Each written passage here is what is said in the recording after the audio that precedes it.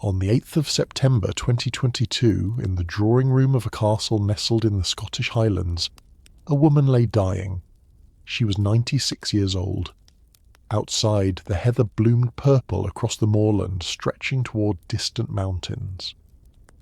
The River Dee flowed through the valley below, its waters the same as they had been when she first came here as a child nearly 90 years before. Inside Balmoral Castle, in a room she'd known and loved her entire life, Queen Elizabeth II drew her last breaths. The family had gathered. Her eldest son Charles had arrived by helicopter that morning from his nearby estate at Birkhall. Her only daughter Anne, the Princess Royal, had been staying at Balmoral already, spending time with her mother in these final days. The other children, Andrew and Edward, were racing north, along with William, the eldest grandson. They would arrive too late. In those last hours, it was Charles and Anne who kept vigil. The woman in the bed had ruled longer than any British monarch in history. 70 years and 214 days. She had known 15 prime ministers, from Winston Churchill to Liz Truss. She had met 12 United States presidents, beginning with Harry Truman. She had outlived Stalin and Mao, seen empires fall and new nations rise, witnessed humanity walk on the moon and the invention of the internet. She'd been queen when barely a quarter of the world's population had electricity. She was still queen in an age when everyone carried supercomputers in their pockets. At 3:10 in the afternoon, her heart stopped. Elizabeth Alexandra Mary Windsor, Queen of the United Kingdom, and 14 other Commonwealth realms, head of the Commonwealth, defender of the faith, died peacefully at Balmoral Castle. The woman who should never have been queen, who had ascended to the throne at 25 and promised to serve her entire life, had kept that promise to the very end. But to understand how a young princess became the longest reigning monarch in British history, how she guided the monarchy through the most tumultuous century in human history, and how she became the very embodiment of duty and service, we must go back to a townhouse in London on a spring morning in 1926, when no one expected the baby about to be born to ever wear the crown. Before we begin this journey through nearly a century of history, please take a moment to like this video and subscribe to the channel. It is a simple gesture that means a great deal to me and helps bring stories like this to more people. I'm always curious to know where in the world you're watching from tonight, so please leave a comment and tell me your location. Now settle in. Let the noise of the modern world fade away. Let us travel back to the London of the 1920s, to a world of gaslight and horse-drawn carriages giving way to electricity and motor cars, to an empire that still painted the map pink, to a royal family trying to navigate the aftermath of a war that had shattered the old order forever. The world into which she was born. London in 1926 was the capital of the greatest empire the world had ever known. The British Empire covered nearly a quarter of the Earth's surface and ruled over 400 million people. From Canada to India, from Australia to Kenya, the Union Jack flew over territories spanning every continent. King George V sat on the throne, a stern and dutiful monarch who had guided Britain through the Great War and the transition from the Victorian age into the modern era. But the world was changing. The war that ended in 1918 had killed nearly 1 million British soldiers and civilians. The old certainties were crumbling. Ireland had won its independence after bloody conflict. The Russian Empire had fallen to revolution. The Ottoman Empire had collapsed. Across Europe, monarchies were toppling. The British royal family itself had changed its name, during the war abandoning the Germanic Saxe-Coburg-Gotha for the more English-sounding Windsor, desperate to distance themselves from their German cousins. Britain in 1926 was a nation still recovering from war, grappling with economic depression and facing labour unrest. The general strike that began in May of that year saw millions of workers walk off their jobs, bringing the country nearly to a standstill. Social class divisions ran deep. The wealthy still lived in grand townhouses with staffs of servants, while the working classes crowded into tenements without indoor plumbing. It was a society in transition, the old Victorian order giving way reluctantly to something new. Into this world, into the heart of London's Mayfair district, on the 21st of April 1926, at 20 minutes to 3 in the morning, a baby girl was born. The birth took place not in a palace, but in a townhouse at 17 Bruton Street, the London home of the baby's maternal grandparents, the Earl and Countess of Strathmore. The delivery was by caesarean section, performed by Sir Henry Simpson, the royal obstetrician. It was a healthy baby, weighing 7 pounds and 14 ounces. The baby's mother was Elizabeth Bowes-Lyon, the Duchess of York, aged 25. She was the youngest daughter of a Scottish aristocrat, a woman known for her warmth and charm, her ready smile, and her genuine connection with ordinary people. She had married Prince Albert, the Duke of York, 3 years earlier in a love match that had surprised and delighted the public. The baby's father was Prince Albert Frederick Arthur George, the Duke of York, aged 30. He was the second son of King George V and Queen Mary. Albert, known in the family as Bertie, was a shy, reserved man who suffered from a pronounced stammer that made public speaking torture for him. He had never expected to be anything more than a supporting player in the royal drama, The Spare to the Heir, living quietly in his older brother's shadow. The baby girl was christened Elizabeth Alexandra Mary on the 29th of May in the private chapel at Buckingham Palace. Elizabeth for her mother, Alexandra for her great-grandmother Queen Alexandra, who had died the year before, Mary for her paternal grandmother Queen Mary.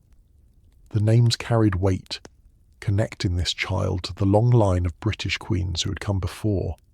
At the time of her birth, the baby Princess Elizabeth stood third in line to the throne. Her grandfather, King George V, was a healthy man in his early 60s.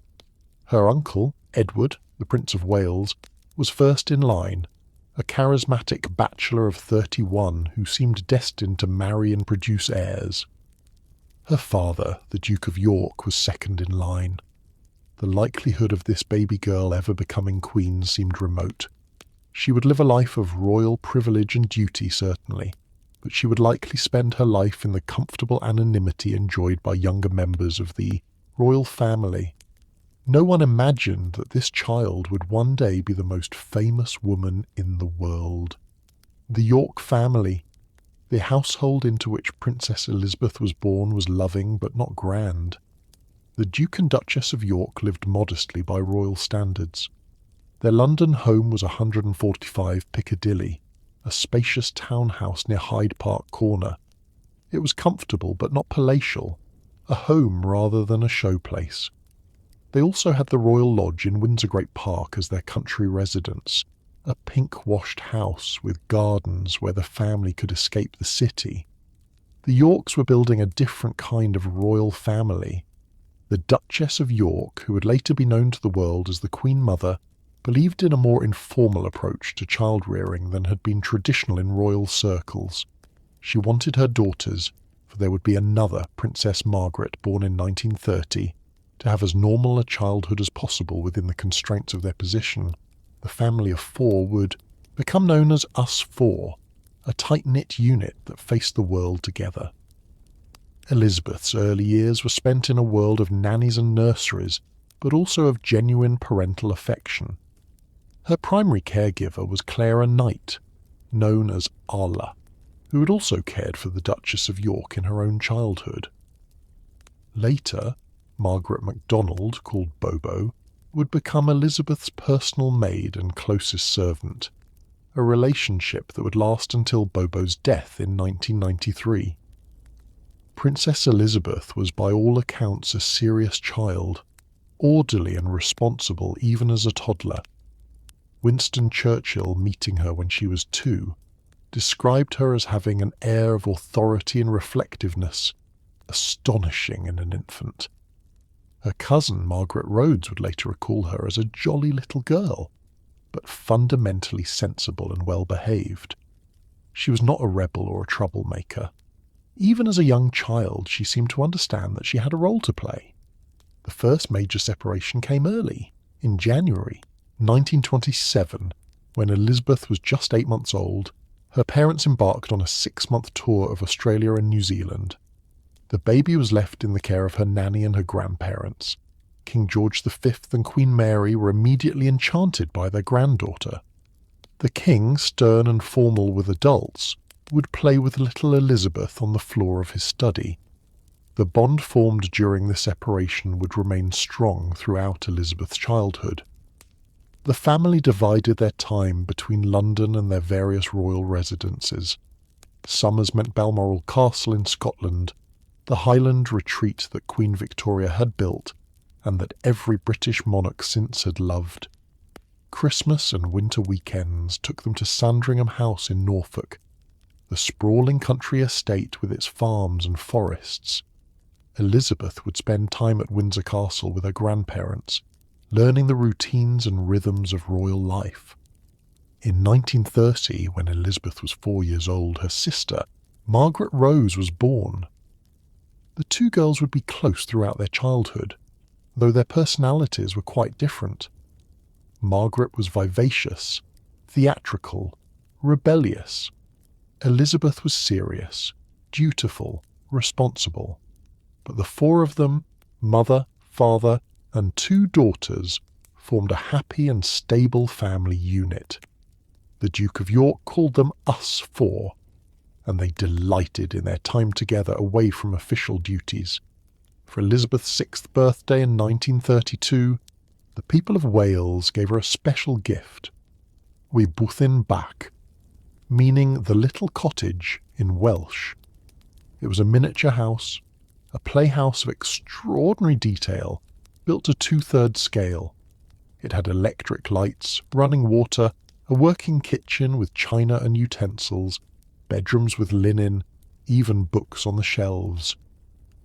Elizabeth and Margaret would play house there for hours, learning domestic skills that would have been considered unsuitable for royal children a generation before. These early years were sheltered and privileged, but also genuinely happy. The Duchess of York was determined that her daughters would know joy and laughter, not just duty and protocol. There were riding lessons and swimming lessons, games in the garden, teas with friends. It was as close to a normal childhood as 2 princesses could have.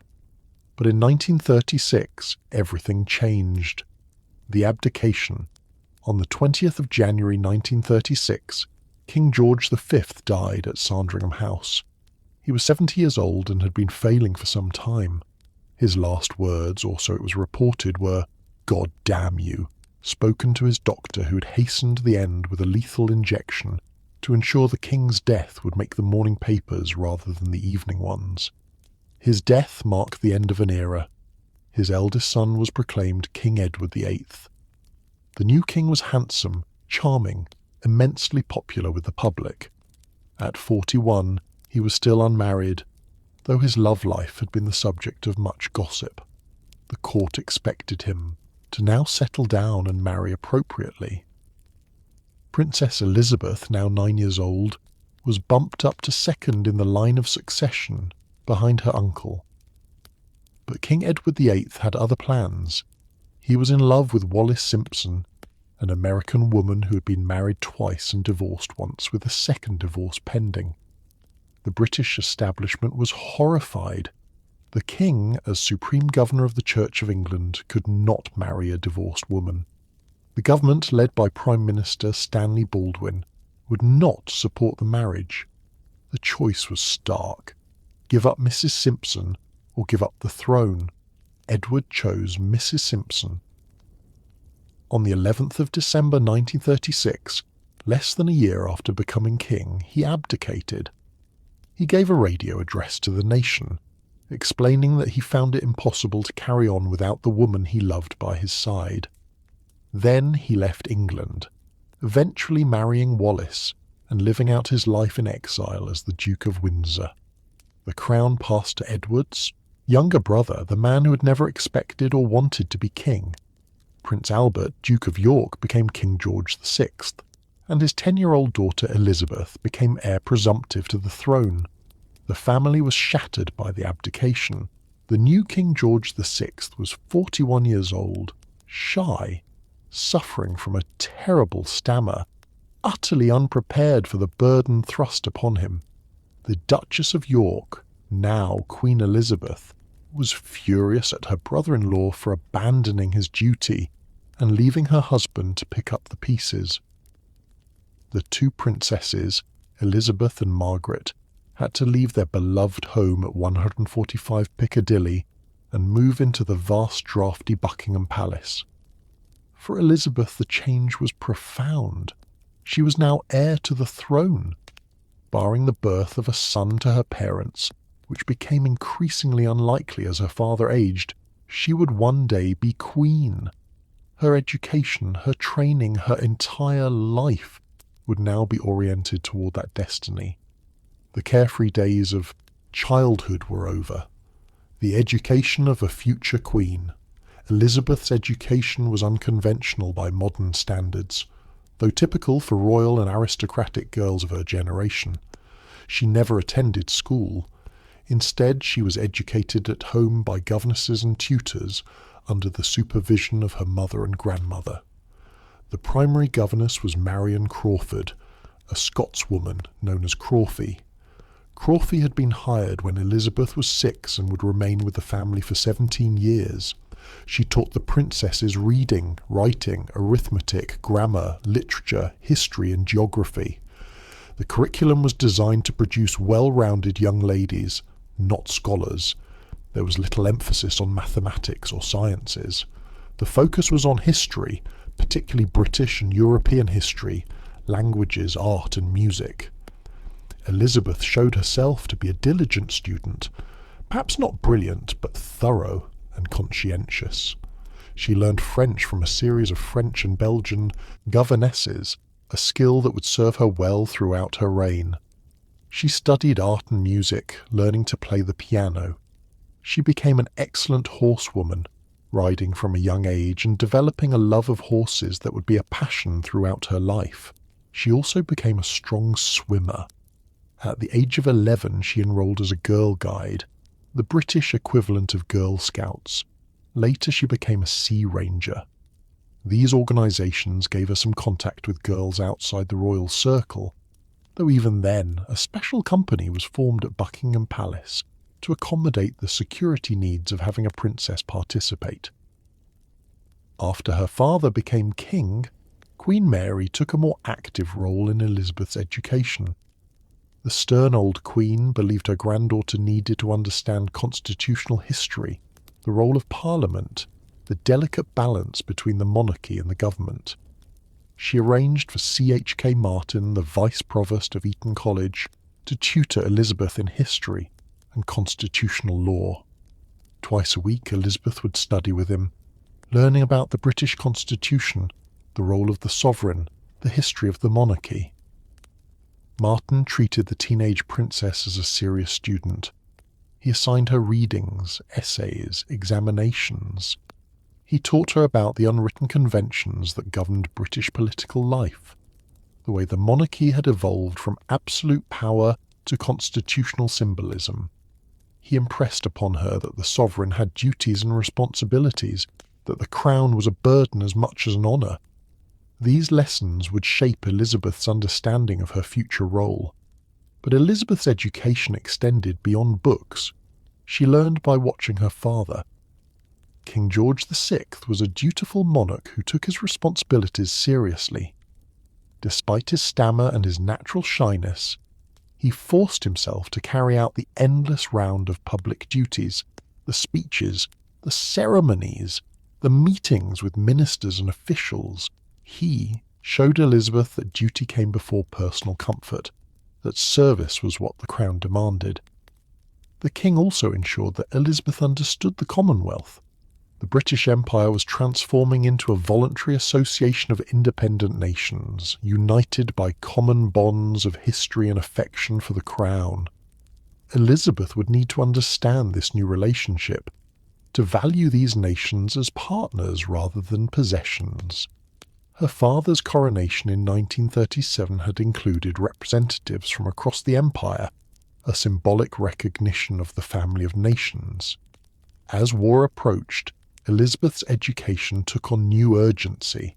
She was learning to be queen, though everyone hoped that day was far in the future. The Second World War. On the 3rd of September 1939, Britain declared war on Nazi Germany. Elizabeth was 13 years old. The world she'd known was about to disappear into 6 years of total war. The royal family faced a difficult question. Should the princesses be evacuated to safety in Canada? Many aristocratic families were sending their children overseas, out of reach of German bombs and a possible invasion. The Queen was adamant. "The children won't go without me. I won't leave the King, and the King will never leave." The family would stay together, would share the dangers faced by ordinary Britons.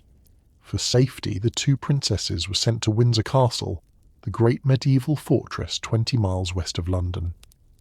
They would spend most of the war years there, away from their parents who remained in London at Buckingham Palace.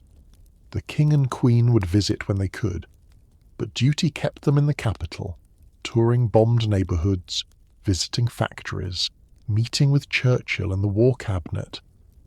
At Windsor, Elizabeth and Margaret continued their education, but now under wartime conditions.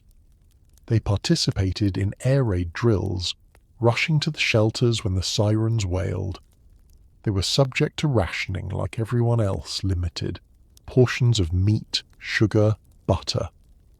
They grew vegetables in the castle gardens as part of the Dig for Victory campaign. The massive castle, usually filled with servants and courtiers, was reduced to a skeleton staff. In October 1940, at the age of 14, Elizabeth made her first radio broadcast. Speaking to the children of Britain and the Commonwealth, many of whom had been evacuated from their homes, she said, "We know, every one of us, that in the end all will be well, for God will care for us and give us victory and peace." Her voice was clear and confident, with none of her father's stammer. Already she was learning to be a public figure. As she grew older, Elizabeth pressed to be allowed to contribute to the war effort. She wanted to serve, not simply wait out the war in safety. In 1942, when she turned 16, her father made her an honorary colonel of the Grenadier Guards. It was a largely ceremonial role, but it gave her some connection to the military. In 1945, in the final months of the war, Elizabeth finally got her wish. She joined the Women's Auxiliary Territorial Service, the women's branch of the British Army. She trained as a driver and mechanic, learning to drive heavy trucks, to change tyres, to repair engines. Photographs from the time show her in uniform, sleeves rolled up, hands greasy, changing a tyre on a military vehicle. She was known as Second Subaltern Elizabeth Windsor, number 23873. For a few months, she experienced something close to normal life, working alongside other young women, learning practical skills, being treated as just another recruit. On the 8th of May 1945, Victory in Europe Day, Elizabeth and Margaret were allowed to slip out of Buckingham Palace and join the celebrating crowds in the streets of London. Escorted by a small group of guards officers, the two princesses wandered through the jubilant throngs, anonymous in the mass of people. Elizabeth would later say it was one of the most memorable nights of her life, being part of that celebration, just another face in the crowd. The war had changed Britain profoundly. 250,000 British servicemen and 60,000 civilians were dead. Cities had been bombed to rubble. The economy was shattered. The empire was clearly dying. with independence movements growing stronger in India, Africa, and elsewhere. Britain would emerge from the war victorious but exhausted, no longer the supreme power it had been. For Elizabeth, the war years had been formative. She had learned self-discipline, had seen her parents model duty and service under the most trying circumstances. She had glimpsed, briefly, life outside the royal bubble. And she had met, through correspondence that had begun in 1939, the man she would marry. The courtship. Elizabeth first met Prince Philip of Greece and Denmark in 1934, when she was 8 years old. They were at the wedding of Philip's cousin Princess Marina to Prince George, Duke of Kent. Elizabeth was a child, Philip a gangly teenager. Neither paid the other much attention. They met again in July 1939. The royal family was visiting the Royal Naval College at Dartmouth, where Philip was a cadet. The king asked his cousin, Lord Mountbatten, to arrange for his nephew Philip to escort the two princesses. Philip was 18, tall, blonde, strikingly handsome. Elizabeth was 13, on the cusp of adolescence. Something sparked. Philip entertained the princesses that day, showing off by jumping over tennis nets, being charming and attentive. When it was time for the royal yacht to leave, Philip rowed out farther than any other cadet, continuing to wave as the yacht pulled away. Elizabeth stood on deck watching him until he was out of sight. They began to correspond.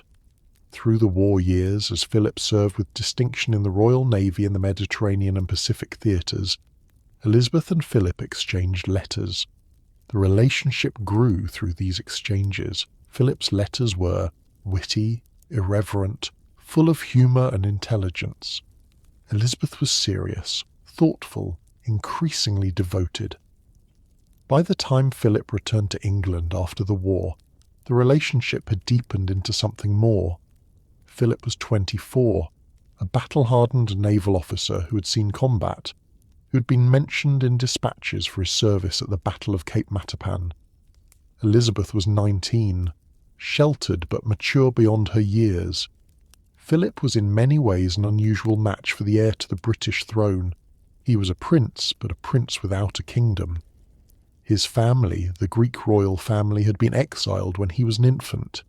His father had left when Philip was young, living with a mistress in Monte Carlo.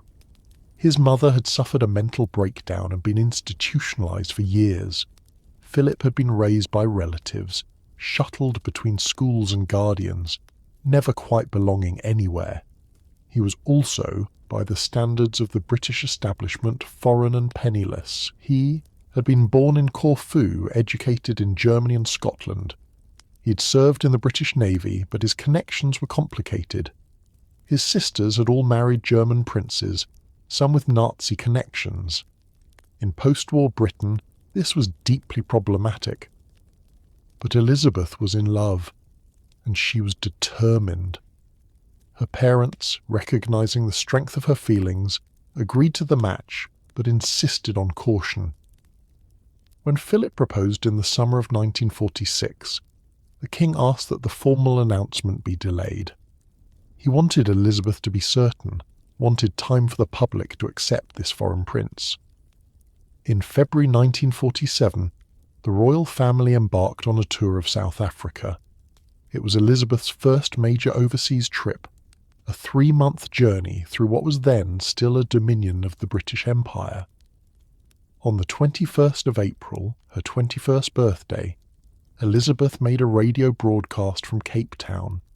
She spoke to the Commonwealth, and in that speech she made a vow that would define her entire life. "I declare before you all that my whole life, whether it be long or short, shall be devoted to your service and the service of our great imperial family to which we all belong." The words were written for her, but she meant them. From that moment forward, service would be her guiding principle.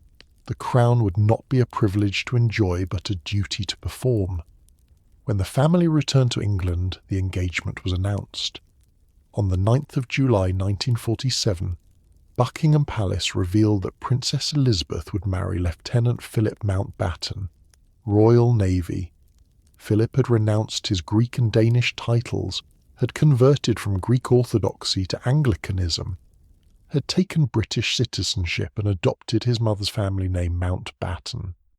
On the eve of the wedding, King George created him Duke of Edinburgh, Earl of Merioneth and Baron Greenwich. The wedding took place on the 20th of November 1947 at Westminster Abbey. It was the first grand royal celebration since before the war. Britain was still under rationing, still rebuilding from the devastation of war. Elizabeth had to use clothing ration coupons to purchase fabric for her wedding dress, designed by Norman Hartnell. The dress was made of ivory silk decorated with 10,000 seed pearls, with a 15-foot train. It was a glimpse of glamour in an age of austerity. 2,000 guests packed Westminster Abbey for the ceremony. 200 million people around the world listened on the radio. It was a moment of joy for a nation that had suffered so much. Elizabeth was 21, Philip 26. They rode from the Abbey to Buckingham Palace in an open carriage, waving to enormous crowds that lined the route. They honeymooned at Broadlands, the home of Philip's uncle Lord Mountbatten, and then at Birkhall on the Balmoral estate in Scotland. For a brief time, they had something close to a normal married life. Philip returned to his naval career, commanding first the frigate HMS Magpie. They lived in Malta, where Philip was stationed away from the spotlight of London. Elizabeth was simply a naval officer's wife, relatively anonymous, able to enjoy some freedom. In November 1948, Elizabeth gave birth to their first child, Charles Philip Arthur George.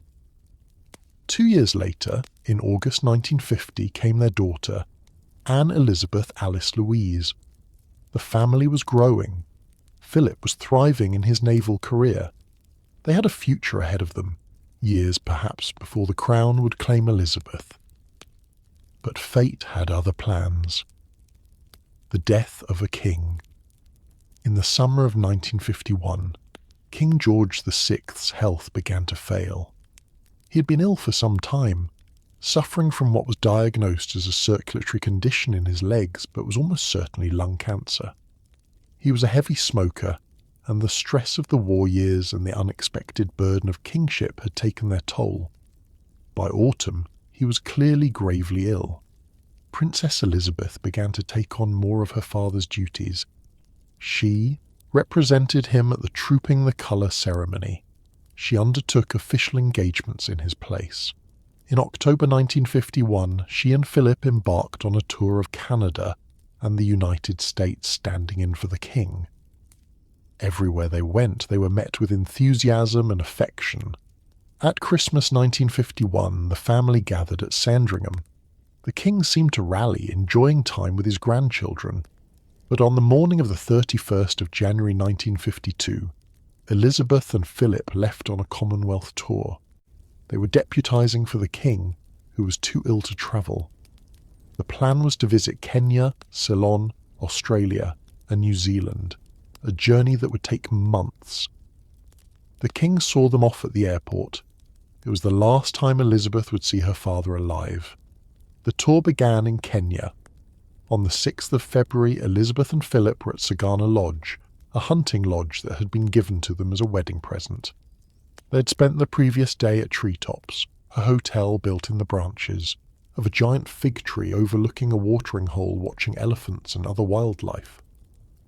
That night, while Elizabeth slept in a remote corner of Kenya, her father died in his sleep at Sandringham House. He was 56 years old. A blood clot had formed in his heart, and he died without pain or warning in the early hours of the morning. The news took time to reach Kenya. Philip learned first from a royal equerry. He walked into the garden where Elizabeth was resting and told her that her father was dead. Elizabeth took the news calmly, with the composure that would mark her entire reign.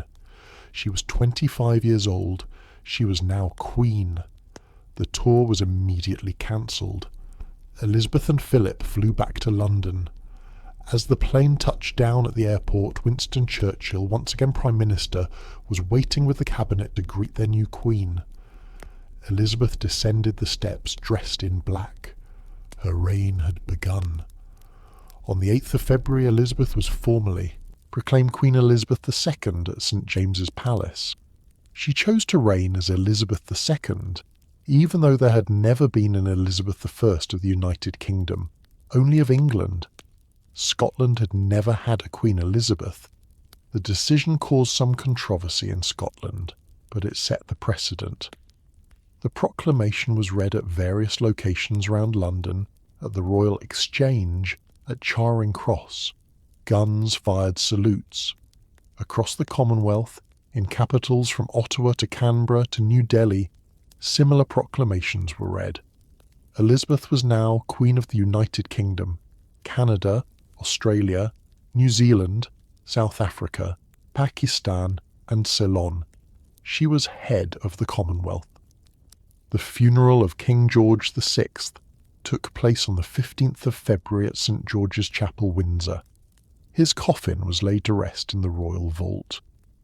Watching the coffin being lowered were his widow, now Queen Elizabeth, the Queen Mother, his 2 daughters and his grandchildren. The old king had served dutifully and well, but his life had been cut short by the burden he had never wanted to carry. For Elizabeth, the loss was profound. She'd been close to her father, had learned from him, had been preparing to be queen, but had hoped for many more years before that day came. Now the full weight of the crown was on her shoulders. The coronation. The coronation was set for the 2nd of June 1953, more than a year after Elizabeth's accession. The intervening time was needed to prepare for the enormous ceremony. Though Elizabeth became queen the instant her father died, the coronation was the formal, sacred ceremony that would consecrate her as monarch. Westminster Abbey was closed to the public for months while preparations went forward. A labour force of 200 workers built tiered seating for more than 8,000 guests. The throne was positioned under the central crossing. Every detail was planned meticulously, from the order of the procession to the music, to be performed to the exact placement of each dignitary. The ceremony itself was ancient, dating back over 1,000 years. It followed a prescribed order: the recognition, the oath, the anointing, the investiture, the crowning, the homage. These were not merely symbolic acts, but sacramental ones, connecting the new monarch to every sovereign who had come before, back through the centuries to the very foundation of the kingdom. Elizabeth worked with the Archbishop of Canterbury, Geoffrey Fisher, to prepare for the ceremony. She practiced the movements, learned the responses, walked through the Abbey in her own time to familiarise herself with the space and the choreography. She knew that this would be the most important and most public ceremony of her life. For months she rehearsed wearing the imperial state crown around Buckingham Palace, getting used to the weight of nearly 3 pounds of gold, diamonds, sapphires, emeralds and pearls perched on her head. The crown contained some of the most famous gems in the world, including the Black Prince's ruby and the Cullinan's II diamond. She needed to learn how to move with it, how to keep her head level so it wouldn't slip. The morning of June 2nd dawned bright and clear. Elizabeth was driven from Buckingham Palace to Westminster Abbey in the Gold State coach, a magnificent gilded carriage built in 1762. She wore the crimson velvet robe of state, its train carried by 6 maids of honour. As the coach travelled through the streets of London, enormous crowds cheered. Despite the rain that began to fall, spirits were high. This was a moment of celebration for a nation still recovering from war. The route from the palace to the Abbey was lined with spectators who had camped out overnight to secure the best views. Stands had been erected along the Mall and Whitehall. Flags and bunting decorated every building. The mood was festive, almost carnival-like. People wanted to believe in something again, wanted to celebrate, wanted to look forward rather than back at the grim years of war and austerity. Inside the Abbey, Elizabeth went through the long ceremony with grace and composure. The service began with the recognition when the Archbishop of Canterbury presented Elizabeth to the congregation gathered in the four corners of the Abbey, asking if they were willing to do homage to their Queen. Each time the response was a thunderous, "God save Queen Elizabeth." The ancient ritual was being performed once again, connecting this young woman to centuries of English and British monarchs. She took the coronation oath, swearing to govern according to law, to execute justice with mercy, to maintain the Protestant Reformed faith. Her voice was clear and steady. She had prepared for this moment her entire life, really, and especially intensely these past 16 months since her father's death. She understood the weight of the promises she was making. Then came the anointing, the most sacred part of the ceremony, so sacred that it was shielded from view by a canopy held by 4 knights of the Garter. The Archbishop anointed her with holy oil on her hands, breast and head. This oil had been prepared according to an ancient formula, containing oils of orange, roses, cinnamon, musk and ambergris. It had been consecrated in a special service days before.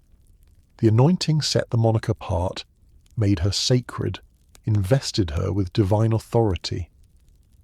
It was a moment that harked back to the Old Testament kings of Israel, to the idea that monarchs ruled by God's grace.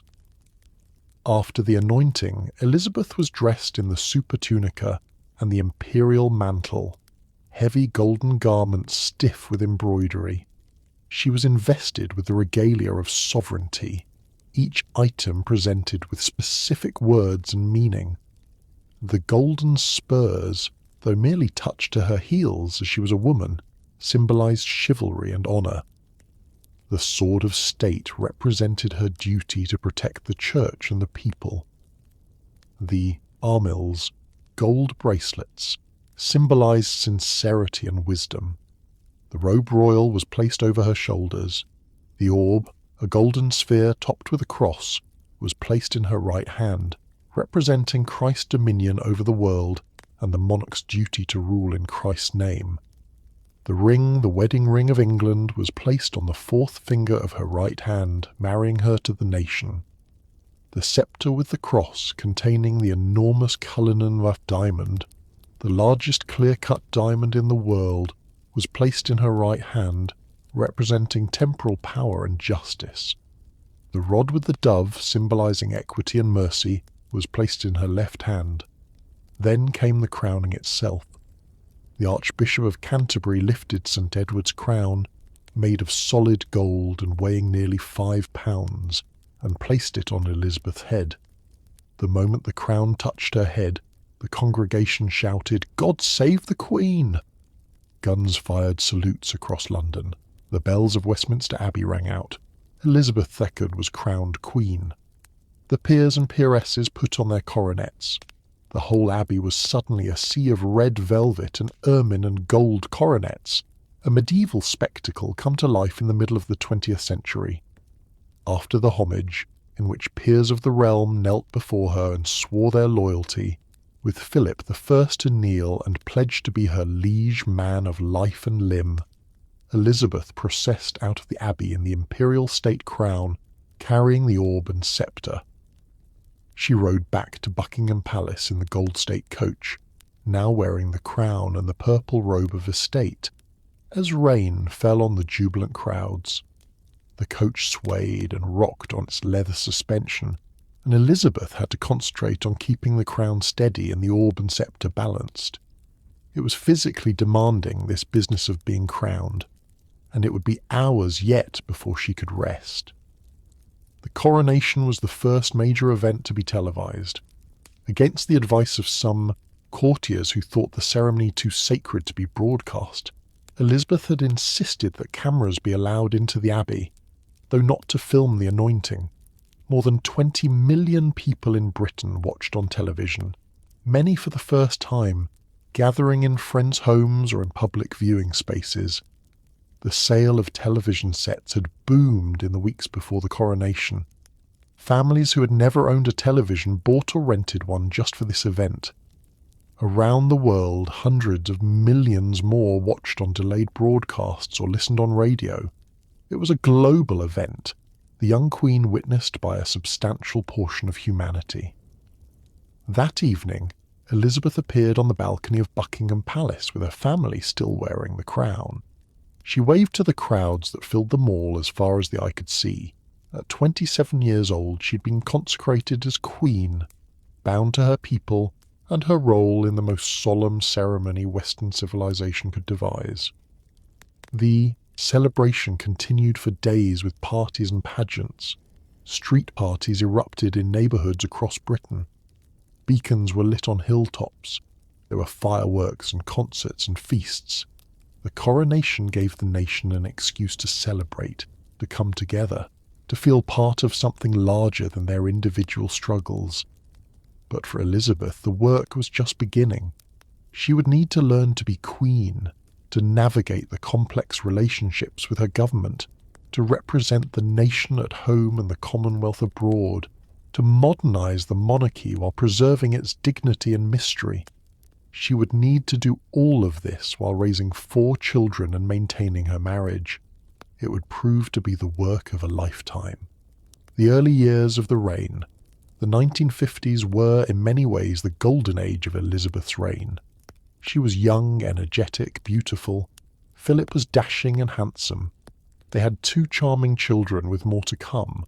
Britain, though no longer the supreme power it had been, was still a major force in the world. The empire was transforming into the Commonwealth, but the connection remained strong. The future seemed bright. Elizabeth threw herself into the work of being Queen. In November 1953, just months after the coronation, she and Philip embarked on a 6-month Commonwealth tour, the longest ever undertaken by a reigning monarch. They travelled over 40,000 miles by sea and air, visiting 13 countries: Bermuda, Jamaica, Panama, Fiji, Tonga, New Zealand, Australia, the Cocos Islands, Ceylon, Aden, Uganda, Malta, and Gibraltar. The tour was exhausting. Elizabeth was away from her children for half a year. Charles was 5, Anne was 3. She missed them terribly, but duty came first. In Australia, an estimated 3/4 of the entire population came out to see her. In Sydney, over 1 million people lined the streets. The response was overwhelming, almost frightening in its intensity. Elizabeth represented something. For these people, a connection to Britain, to tradition, to a larger identity. She was the living embodiment of the Commonwealth, and they wanted to see her, to be near her, to feel part of what she represented. In New Zealand, she opened Parliament, the first reigning monarch to do so. In Tonga, she was greeted by the massive Queen Charlotte, who had charmed London during the coronation parade by refusing to close her carriage despite the rain. The 2 queens, one tiny and young, one enormous and middle-aged, created an odd but touching picture of Commonwealth unity. The tour established a pattern that would continue throughout her reign. Elizabeth would spend weeks, sometimes months, travelling to Commonwealth nations and other countries, representing Britain, strengthening bonds, showing the flag. It was soft power at its most effective. She couldn't sign treaties or declare war, but she could smile and wave and shake hands and show that Britain cared about its relationships with these nations. The 1950s also saw Elizabeth settling into her role at home. She held weekly audiences with her Prime Minister, first with Winston Churchill, who was in his 2nd term as Prime Minister and in his late 70s. Churchill had known Elizabeth since she was a child.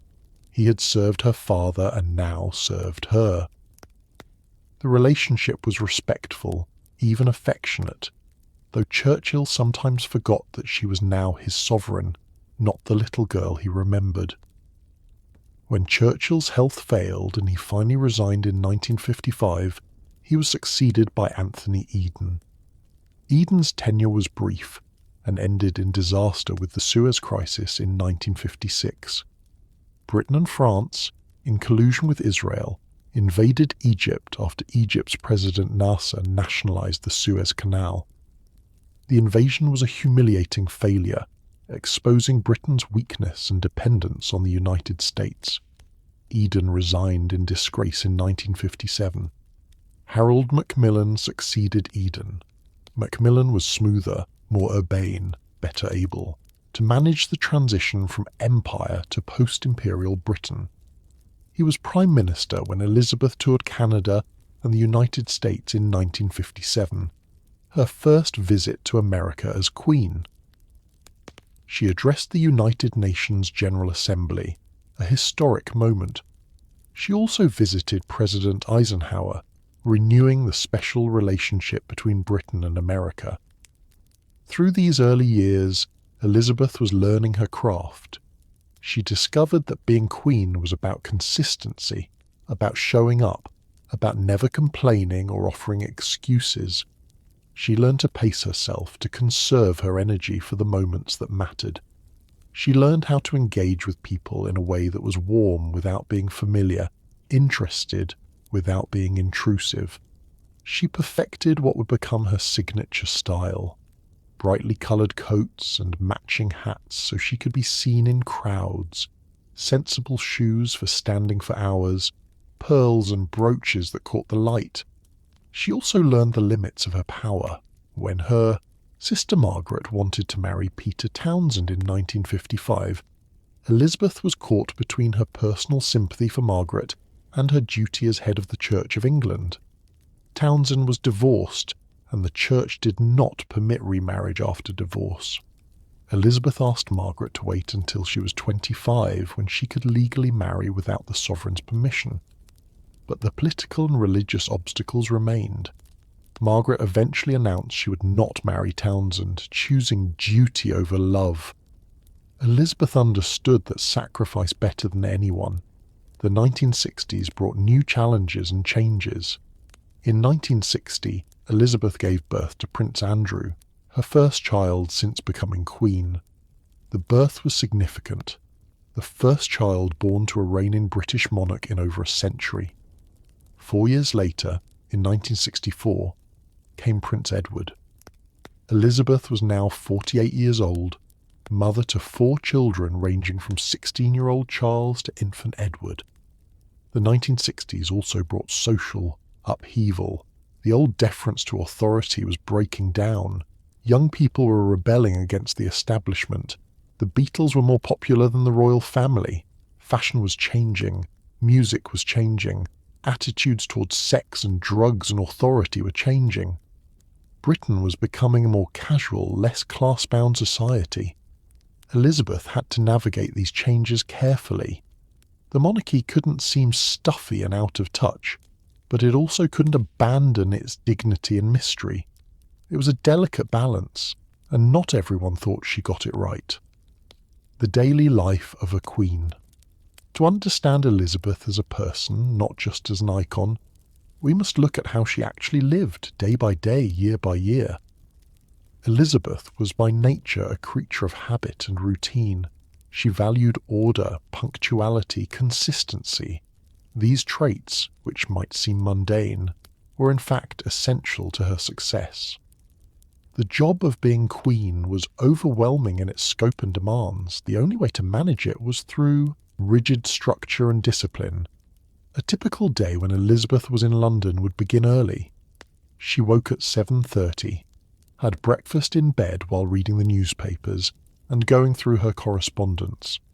The breakfast was simple, tea and toast or cereal, nothing elaborate. She would read the Times, the Daily Telegraph and the Racing Post, the latter for the horse racing news that was her personal passion. She marked articles with a pencil, noting items she wanted to discuss with her staff or file away for future reference. By 9, she was at her desk in her sitting room, beginning the work of being queen. The room was comfortable but not grand, filled with family photographs, paintings of horses, personal mementos accumulated over decades. Her desk was neat, organised, everything in its place. She worked with methodical efficiency, a trait learned from her father. The work was relentless. Every day brought red boxes, leather-covered boxes containing government documents that required her attention. These might include cabinet papers, Foreign Office telegrams, reports from governors-general in Commonwealth nations, drafts of speeches, briefings on upcoming engagements. Elizabeth was expected to read everything, to be informed about every aspect of government policy, even though she had no formal power to change those policies. The red boxes followed her everywhere, even on holiday. Christmas Day might be the only day of the year when she didn't have to deal with them, though even that wasn't guaranteed. She read quickly but thoroughly, making notes in the margins, asking questions when something was unclear. Her staff learned that she noticed everything. If a document contained an error or an inconsistency, she would catch it. If a policy seemed to contradict an earlier position, she would ask about it. She had an extraordinary memory for detail, able to recall conversations and briefings from years before. She met regularly with her private secretaries, who managed her schedule and her relationship with the government. These men, and for most of her reign they were men, became trusted advisers and confidants. They learned to interpret her moods, to understand what she wanted without her having to spell it out. She wasn't demonstrative, rarely showed strong emotion, but those who worked with her could read the subtle signals. A slightly raised eyebrow indicated displeasure. A small smile meant approval. Silence meant she was thinking, considering, and they should wait. She held audiences with visiting dignitaries, ambassadors, bishops, military officers, recipients of honours. Each audience was carefully timed, usually 15 to 20 minutes, with the Queen standing throughout. It was said you could set your watch by her punctuality. If an audience was scheduled for 10:30, it would begin at exactly 10:30 and end at exactly 10:50. Not a minute earlier or later. Visitors learned to watch for the subtle signals that the audience was ending. The Queen would shift her weight slightly, would extend her hand for a final shake, would make a small step backward. The private secretary would materialize as if by magic to escort the visitor out. These audiences might seem perfunctory, but Elizabeth took them seriously. She did her homework, read the briefing papers, knew something about each person she was meeting. She could ask informed questions, could make small talk that showed genuine interest. This ability to make each person feel that they had her full attention, even if only for a few minutes, was one of her great skills.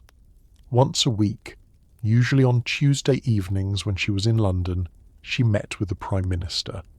These audiences were strictly private, no notes taken, no aides present. It was a chance for the Prime Minister to brief the Queen on government business, and for the Queen to ask questions, offer observations, sometimes gentle warnings based on her accumulated experience. Thus, conversations were confidential, protected by convention. Neither the Queen nor the Prime Minister would ever reveal what was discussed. Over her 70-year reign, Elizabeth would meet with 15 Prime Ministers, from Winston Churchill to Liz Truss. She saw governments come and go, policies change, crises erupt and fade. But she remained, the constant point of reference. Prime Ministers served at most a decade or so. She served for 7. Her experience became unmatched. By the time Tony Blair became Prime Minister in 1997, Elizabeth had already dealt with 9 previous Prime Ministers.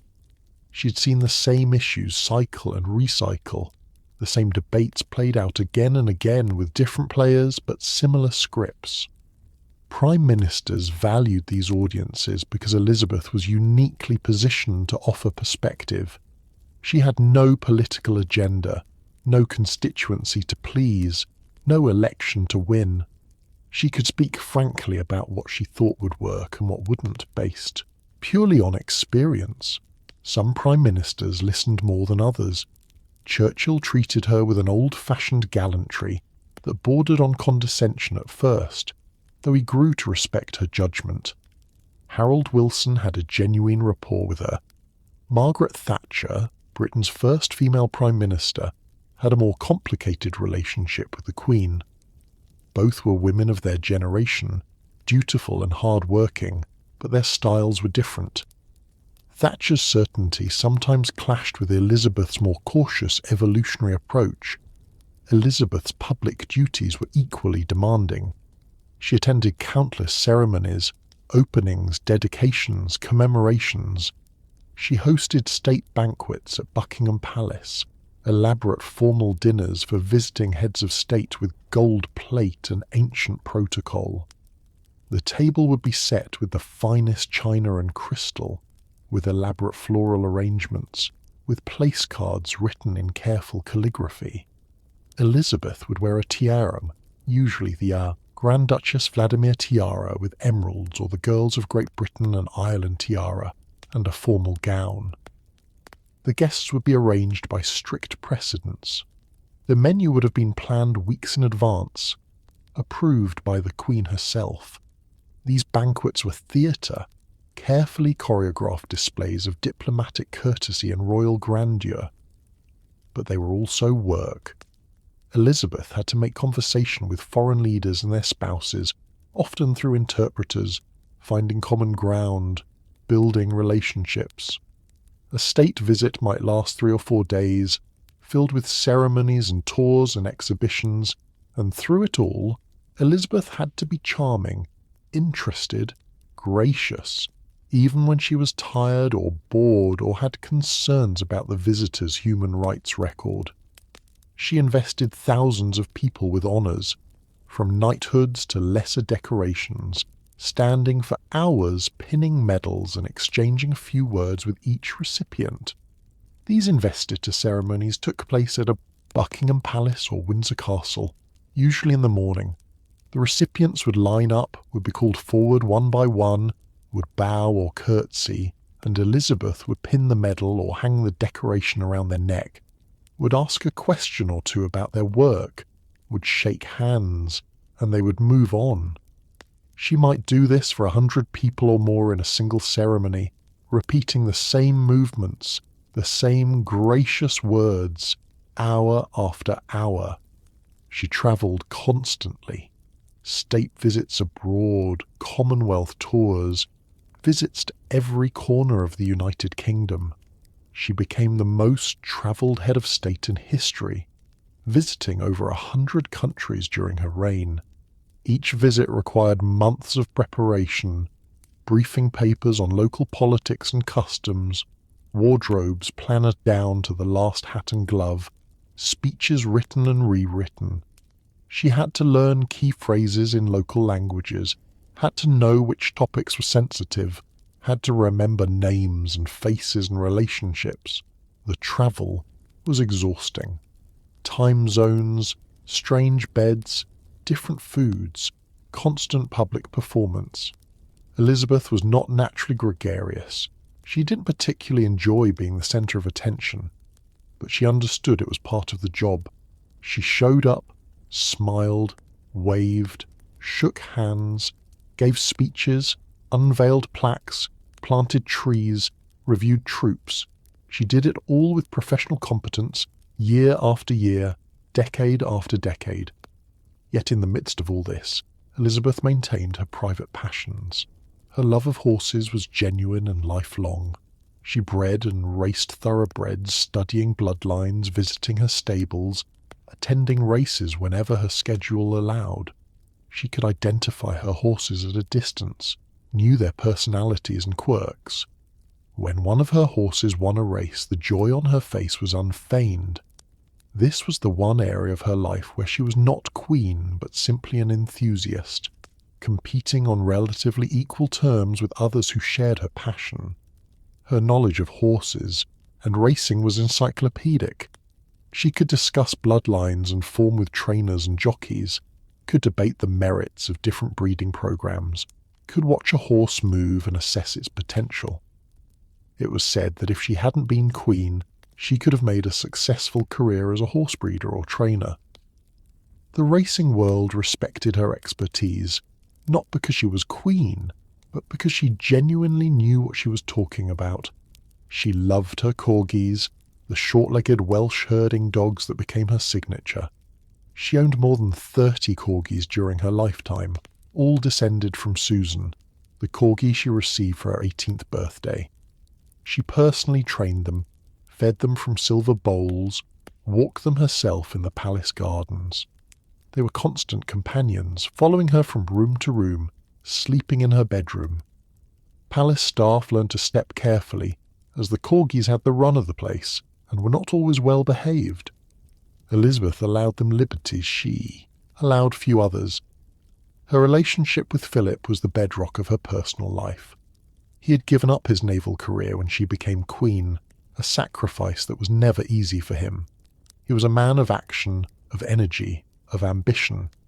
The role of consort, walking 3 steps behind, never being the centre of attention, never having the final say, chafed. He had to find a role for himself as the husband of the sovereign, a position without precedent or clear definition. Over time, Philip carved out his own path. He focused on youth programs, founding the Duke of Edinburgh's award scheme that has helped millions of young people worldwide develop skills and confidence. He championed conservation and wildlife, serving as president of the World Wildlife Fund. He supported military charities, maintained his connection to the Royal Navy and the other services. He modernised the management of the royal estates, turning them into profitable enterprises, introducing modern farming methods, making them financially self-sufficient. He also became Elizabeth's indispensable support. He stood beside her at ceremonies, offered his arm, made small talk with guests to take some of the pressure off her. He could say things she couldn't, could be more blunt, more direct. If something needed to be said and Elizabeth couldn't say it, Philip often could. He protected her, shielded her, took on some of the burdens. Their marriage was not without strains. They were both strong-willed people. Philip could be blunt, sometimes harsh. His jokes sometimes crossed the line into offensive. He had a short temper and little patience for fools. Elizabeth was reserved, sometimes distant, not always emotionally available. They had different ways of processing stress. Philip wanted to talk things through, to confront problems directly. Elizabeth preferred to internalise, to process things privately, to maintain a calm exterior regardless of what she was feeling inside. They lived much of their lives in public, with little genuine privacy. Rumours of Philip's infidelities circulated for decades, though nothing was ever proven, and both Elizabeth and Philip maintained a dignified silence on the subject. But by all accounts, theirs was a strong partnership. They understood each other, supported each other, complemented each other's weaknesses. Elizabeth would later describe Philip as her strength and stay, the person who made her reign possible. After his death, people close to the Queen said she was never quite the same, that she had lost her anchor. They had 2 more children after becoming Queen and consort. Prince Andrew was born in 1960, the first child born to a reigning monarch in over a century. The birth was newsworthy, a reminder that the Queen was not just a symbol, but a woman with a life outside her public role. Prince Edward followed in 1964. Elizabeth was 38 when Edward was born, an older mother by the standards of the time. She was a more hands-on mother with these younger sons than she'd been able to be with Charles and Anne. When Charles and Anne were young, Elizabeth's duties had been overwhelming. She was a new queen, learning her role, travelling constantly. The children were often left with nannies while their parents toured the Commonwealth for months at a time. Charles in particular seems to have suffered from this early absence of his parents, becoming a lonely child who struggled to connect with his reserved mother and his demanding father. But with Andrew and Edward, Elizabeth had found her rhythm as queen. She could carve out more time for the children, could be more present in their daily lives. She still had her duties, still travelled, still worked from morning to night. But she made sure to be there for bedtime stories when she was home, for school plays and sports days when her schedule allowed. The family followed a regular pattern through the year. Christmas at Sandringham, the sprawling estate in Norfolk, with its red brick Jacobean mansion and thousands of acres of farm and woodland. The family would gather, sometimes 30 or 40 people, for a traditional Victorian Christmas. They would exchange gifts on Christmas Eve, following the German tradition brought to Britain by Prince Albert. They would attend church on Christmas morning at St Mary Magdalene on the estate. They would watch the Queen's Christmas broadcast, which was recorded in advance and aired in the afternoon. They would have elaborate meals with turkey and pudding and all the traditional trimmings. Easter meant Windsor Castle, the great medieval fortress that had been a royal residence for over 900 years. The family would attend Easter services at St George's Chapel. Elizabeth would often ride in Windsor Great Park, enjoying the spring weather and the bluebells that carpeted the woodland. Summer meant Balmoral in Scotland, the Highland retreat that Queen Victoria had built, and that every British monarch since had loved. This was when Elizabeth was happiest, most relaxed. She could wear comfortable country clothes instead of formal outfits. She could walk the hills with her dogs, fish for salmon in the River Dee, enjoy picnics in the heather. The family would have barbecues, with Philip grilling steaks and sausages. They would drive around the estate in Land Rovers. They would entertain guests, but informally, with long walks and simple meals rather than state banquets and ceremonies. Autumn meant back to Buckingham Palace, the working headquarters of the monarchy. The palace was more office than home, its hundreds of rooms filled with staff and visitors and the machinery of the royal household. Elizabeth's private apartments occupied only a small fraction of the enormous building, but it was where the work happened, where she held her audiences and meetings, where the red boxes arrived daily, where the state banquets were held. Each location had its rhythms and traditions, some dating back centuries. The moves between them followed a set schedule. The household staff would pack up and relocate, a massive logistical operation involving hundreds of people and tons of luggage. Elizabeth's wardrobe alone required careful planning. She needed different clothes for each location and season, for public and private events, for indoor and outdoor activities. Her dressers maintained detailed records of what she wore, when and where, to avoid repeating outfits too obviously. Elizabeth's personal tastes were surprisingly simple. She preferred plain food, roast meat and vegetables, nothing too fancy or exotic. She liked Dover sole, roast chicken, venison from Balmoral, lamb from Sandringham. She didn't care for rich sauces or complicated preparations. She ate to live rather than living to eat. She enjoyed gin and Dubonnet before lunch, a glass of wine with dinner, occasionally a glass of champagne on special occasions. She drank in moderation, never to excess. She loved jigsaw puzzles, completing them while listening to the radio. She would set up a puzzle on a table in her sitting room and work on it in spare moments, finding the quiet concentration soothing. She liked country pursuits, walking, riding, watching wildlife. She became an excellent mimic, able to imitate various politicians and dignitaries with a devastating accuracy. In private, she had a wicked sense of humour, quick wit, a talent for puncturing pomposity. She was not intellectual in the academic sense. She hadn't been to university, hadn't studied philosophy or literature deeply.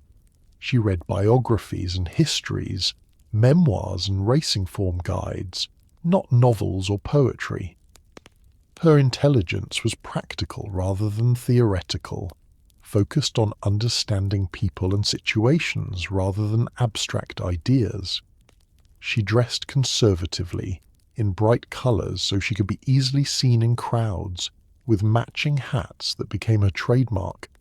Her style changed little over the decades. She found what worked and stuck with it. She wore sensible shoes that could handle hours of standing. She carried a handbag always, even though she never needed money or keys. The handbag became a signal to her staff. If she shifted it from one arm to the other, it meant she wanted to end the conversation. If she placed it on a table, it meant she wanted to leave within 5 minutes. Her jewellery was spectacular. She owned some of the most famous pieces in the world, tiaras and necklaces and brooches that had belonged to queens and empresses for centuries. She wore them as tools of state, understanding that the magnificence was not for her personally, but for the institution she represented. The jewellery was part of the theatre of monarchy, the visual display of continuity and majesty. When she wore Queen Victoria's sapphires, or the diamond diadem worn by every queen since George IV's time, she was connecting herself to the long line of British monarchs, showing that the institution endured. In private, she was said to be warm with those she trusted. She had close friendships that lasted decades, with her dressers and private secretaries, with a few members of the nobility who had known her since childhood. But she kept most people at a distance. She couldn't afford to be too familiar, too accessible. The mystery and dignity of monarchy required separation, required her to be set apart. This was the daily reality of Elizabeth's life. Not glamorous in the Hollywood sense, not filled with excitement and adventure. Rather, it was a life of unrelenting duty, of endless responsibilities, of public performance day after day, year after year, decade after decade. It required extraordinary discipline, stamina, and commitment. The same routine, the same rituals, the same responsibilities, repeated endlessly. Many would have found it stifling, boring, unbearable. But Elizabeth found meaning in it. She had promised to serve, and this was service. Every audience, every ceremony, every red box read and returned was a small fulfillment of that promise made on her 21st birthday in Cape Town, and Elizabeth proved equal to the task. Year after year, decade after decade, she showed up, did the work, fulfilled her duties. She never complained publicly, never suggested the burden was too great. She simply carried on, the embodiment of duty and service. The challenges of change. Elizabeth came to the throne at the end of the Age of Empires. During her reign, she would preside over the transformation of the British Empire into the Commonwealth of Nations, a voluntary association of independent states.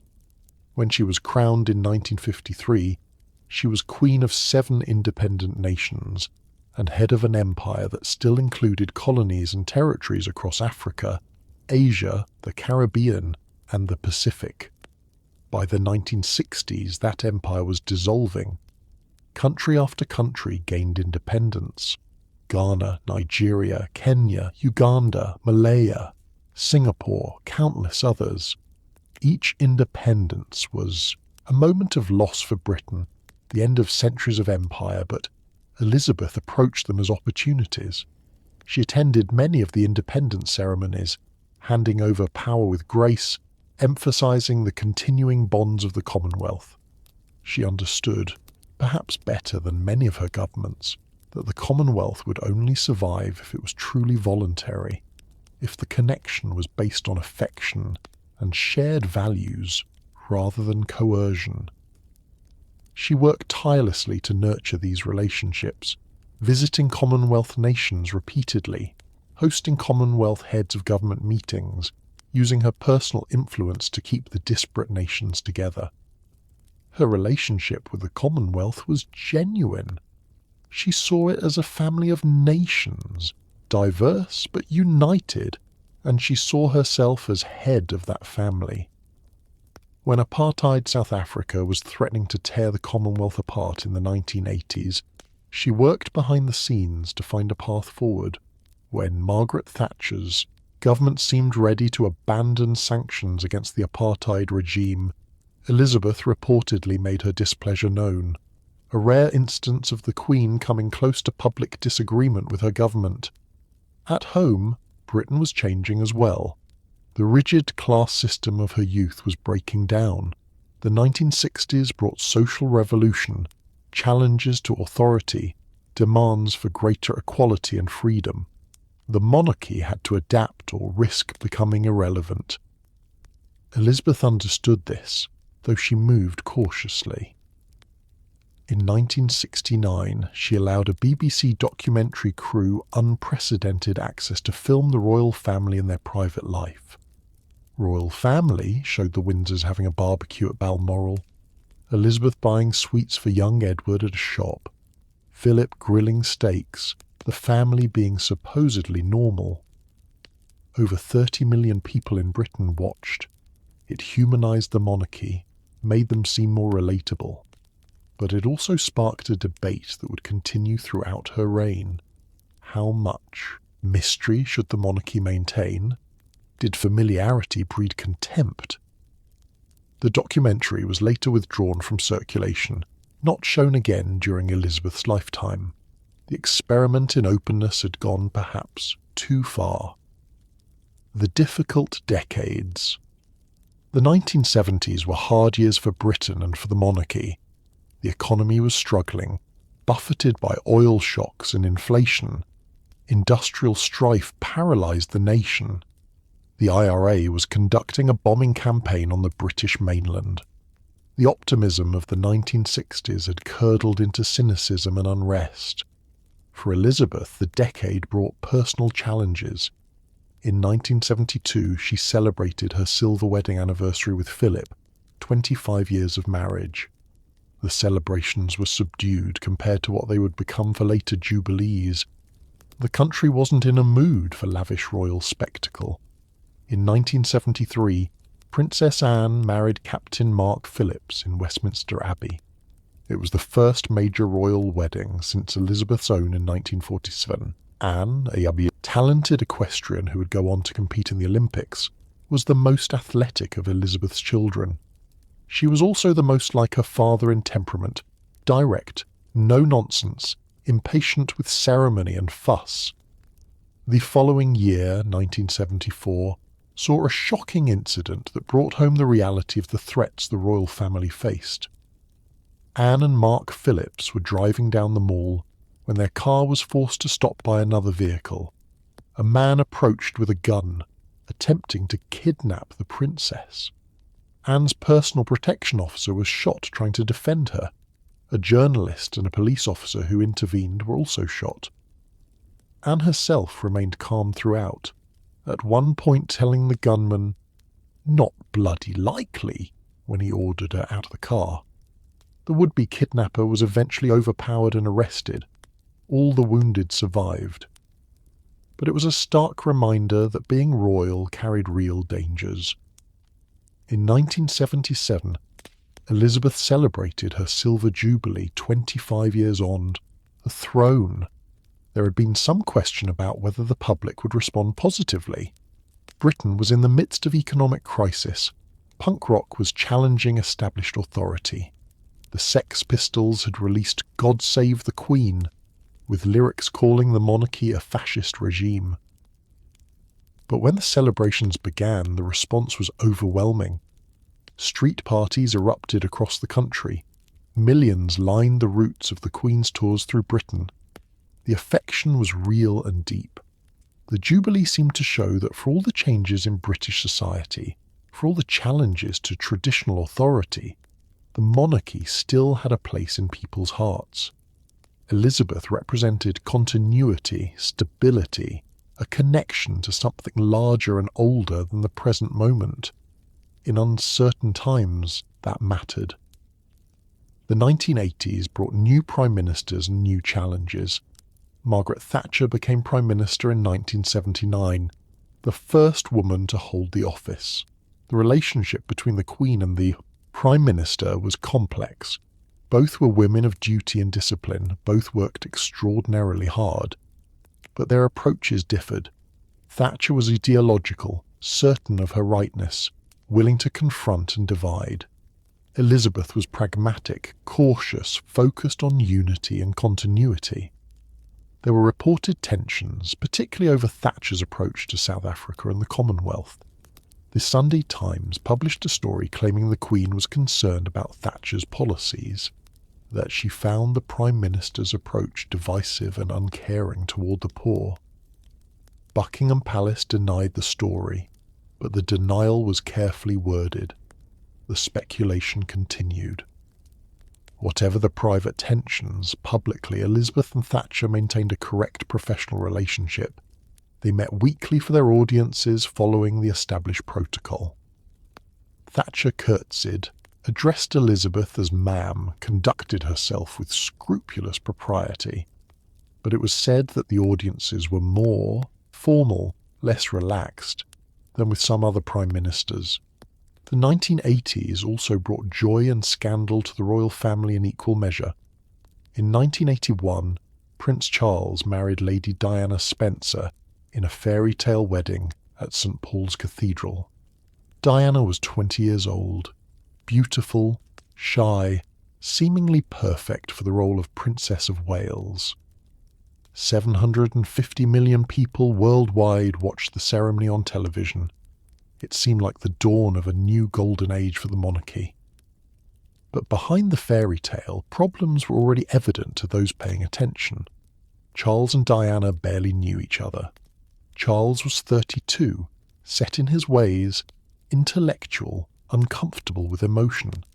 Diana was 19 years younger, needy, romantic, craven affection and attention. They were profoundly unsuited to each other. In June 1982, Diana gave birth to Prince William, and the nation rejoiced. Here was the heir's heir, the future of the monarchy assured. 2 years later, in 1984, came Prince Harry. The Waleses seemed to have everything: youth, beauty, children, public adoration. But the marriage was already failing. Charles was still in love with Camilla Parker Bowles, a relationship that had begun before his marriage to Diana and had resumed afterward. Diana, feeling unloved and trapped, developed bulimia and began her own affairs. The War of the Waleses, as it would come to be known, had begun. Elizabeth watched this unfold with growing concern. She valued privacy, discretion, duty above personal happiness. The idea that her son and daughter-in-law would air their marital problems publicly was anathema to her. But she also recognised that times had changed, that the media was more intrusive, that the old rules of silence and stoicism no longer applied. In 1986, Elizabeth made her first visit to mainland China, a historic trip that symbolised Britain's relationship with the emerging Asian giant. The sight of the Queen walking along the Great Wall, visiting the Forbidden City, was remarkable. This was a woman who had been born when China was still an empire, who had seen the Communist Revolution, the Cultural Revolution, and now China's opening to the world. The same year saw another personal crisis. Prince Andrew married Sarah Ferguson, a vivacious redhead known as Fergie. The marriage would prove even more disastrous than Charles and Diana's. Andrew and Sarah were genuinely in love at first, but Andrew's naval career kept them apart for long periods. Sarah, left alone with media scrutiny and no clear role, began to act out.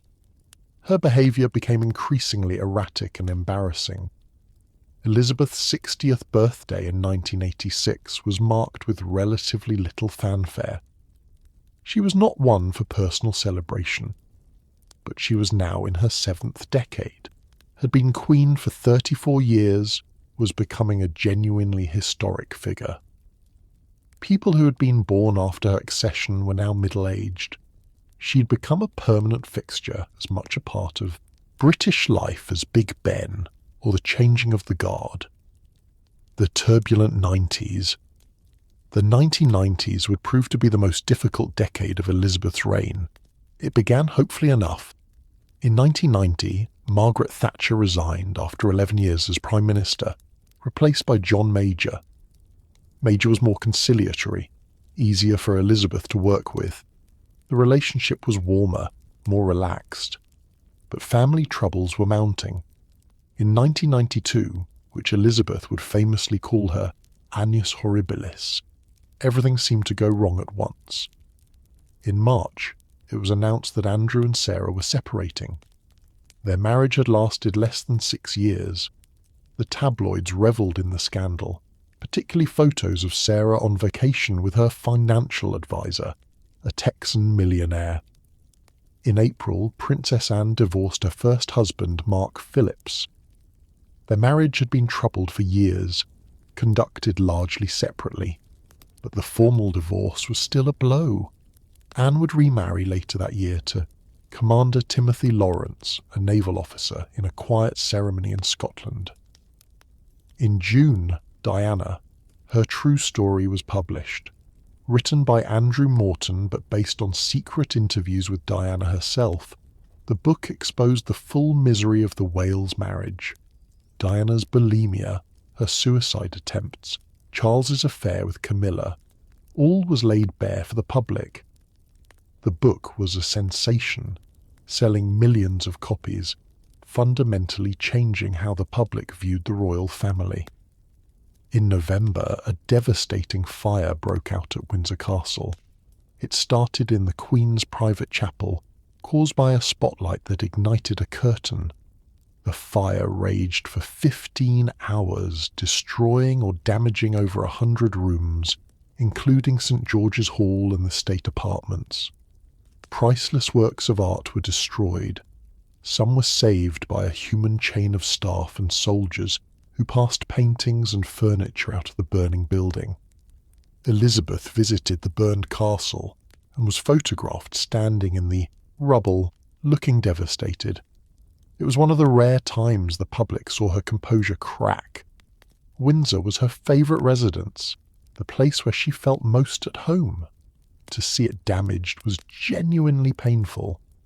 Then came the question of who would pay for the repairs. The government initially suggested the public should pay, since Windsor was a national monument. But the public was outraged. Why should they pay to repair the Queen's house when they were struggling economically? The backlash was fierce and ugly. In response, Elizabeth agreed to begin paying income taxes for the first time, something she had never done before. She also agreed to open Buckingham Palace to tourists during the summer months, using the entrance fees to help fund the Windsor repairs. These were significant concessions, acknowledgements that the monarchy had to justify its cost. In December, Charles and Diana formally separated. The announcement came just days after Elizabeth gave a speech at London's Guildhall, marking her 40 years on the throne. She spoke of 1992 as an annus horribilis, a horrible year.